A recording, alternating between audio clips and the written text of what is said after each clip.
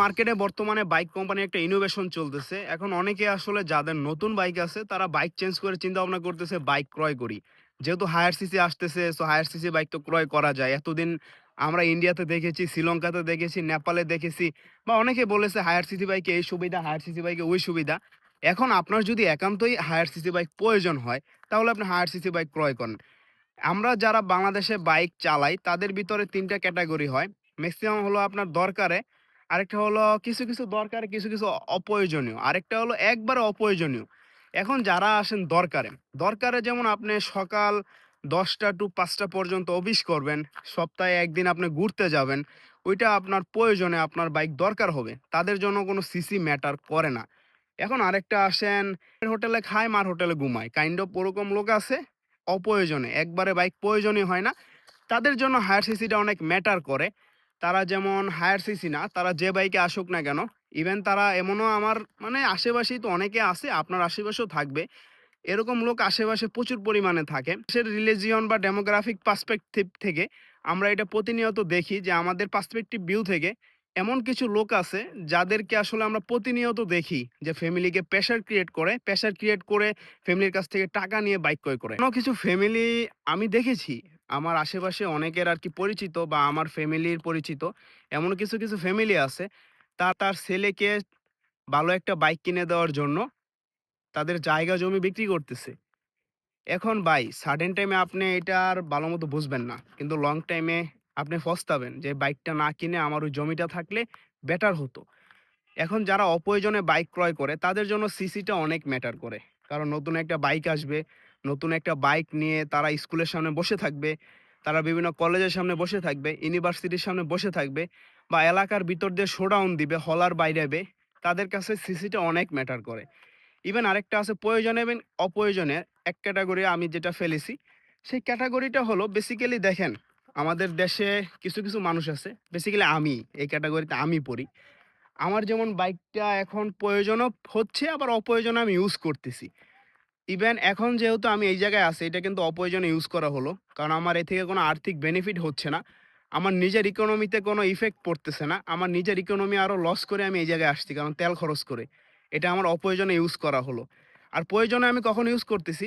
যখন আমার একটা কাজ আছে, এই জায়গায় যেতে হবে, আমি এই জায়গায় যাবো, এই কারণে বাইকটা ইউজ করবো। এটা হলো আমার প্রয়োজন। তো আমার ওই সময় কিন্তু ইকোনমিতে একটা ইফেক্ট আসবে যে আমার প্রয়োজনে আমি বাইকটা ক্রয় করছি, আমার প্রয়োজনে আমি বাইকটা ইউজ করছি। আমার ওরকম কোনো সমস্যা নেই। যারাই আসলে বাইক বাংলাদেশে মেক্সিমাম পিপল ক্রয় করে, তাদের ভিতরে দেখা যায় মানে 60% পিপল আমার যে ক্যাটেগরিটা, এই ক্যাটেগরিতেই পড়ে। তারপর আপনার আরেকটা ক্যাটেগরি আছে, ছোট্ট একটা ক্যাটেগরি বলা চলে। 20 থেকে 25% পিপল ওই ক্যাটেগরিতে পড়ে, সেটা হলো অপ্রয়োজনীয় ক্যাটেগরি। আর মেক্সিমাম পিপল হলো প্রয়োজন ক্যাটেগরিতে।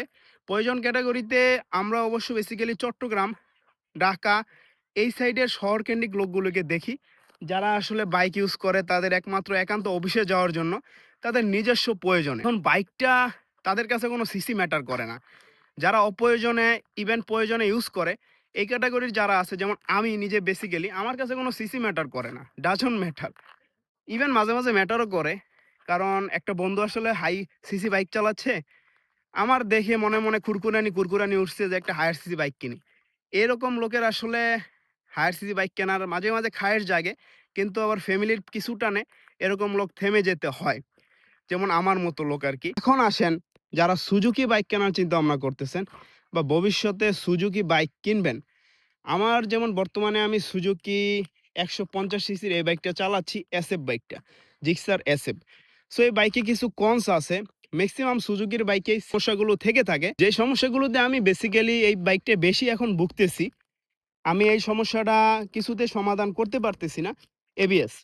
সুজুকি বাইকে এর আগে আমার এবিএস নিজস্বভাবে কিনে ইউজ করা হয় নাই। আমার ফ্রেন্ড সার্কেলের অনেক বাইক ছিল, সেগুলোতে আমি এবিএস ইউজ করেছি। কিন্তু আমার নিজের কোনো বাইকে এবিএস ছিল না। সো এর আগে একটা ছিল নন এবিএস বাইক। মাঝে এই বাইকটা এবিএস ছেড়ে দেয়। এটা সুজুকি বাইকের এই সমস্যাটা বর্তমানে আমার পড়তে হচ্ছে। আসেন, এই এবিএস যে ছেড়ে দিচ্ছে, এটা নিয়ে কি আমি কোম্পানি থেকে কমপ্লেন করি নাই? যেহেতু আমার বাইকটা ক্রয় করেছি ১ বছর হয় নাই। সো অবশ্যই আমি বাইকে কমপ্লেন করেছি। কোনো সমাধান নাই। আমাদের দেশে ওয়ারেন্টিগুলো জাস্ট নামে। আপনার কাছে নাম বিক্রি করতে যে কোম্পানি ওয়ারেন্টি দিচ্ছে। আপনি আদৌ কোম্পানি থেকে কতটুকু স্যাটিসফ্যাকশন পান সেটা বাইক ক্রয় করার পরে বোঝা যায়। আমাদের দেশে যখন সেলসম্যানরা কোনো কিছু সেল করবে, "হ্যাঁ স্যার, আমাদের কাছে নিয়ে আসলে আমরা চেঞ্জ করে দিব।" পরবর্তীতে আপনি কে, আমি কে সেটা তাদের দেখার প্রয়োজন নেই। আরেকটা যে সমস্যা আছে আমি দেখাচ্ছি। সেটা হলো বর্তমানে এ বাইকের একটা ভিতর থেকে নয়েজ আসতেছে। ইঞ্জিনের ভিতর থেকে গ্যাট, গ্যাট, গ্যাট, গ্যাট একটা নয়েজ আসতেছে। সুজুকি বাইক যারা চালান তারা আমার সাথে একমত হবেন। সুজুকি বাইকের বর্তমানে না, ভবিষ্যতেও থাকবে। তাদের বাইকের একটা কমন সমস্যা হলো ইঞ্জিনের ট্যাপেটটা তাড়াতাড়ি ছেড়ে দেয়। মানে আপনি যদি বেশি পরিমাণে প্রেস করেন, থ্রোটলে প্রেস করে চালান, যেমন থ্রোটলে প্রেস করেন, চালানোর সময় হাই স্পিড ওঠানোর জন্য কম গিয়ারে ট্যাপেটটা জাস্ট ছেড়ে দেয়।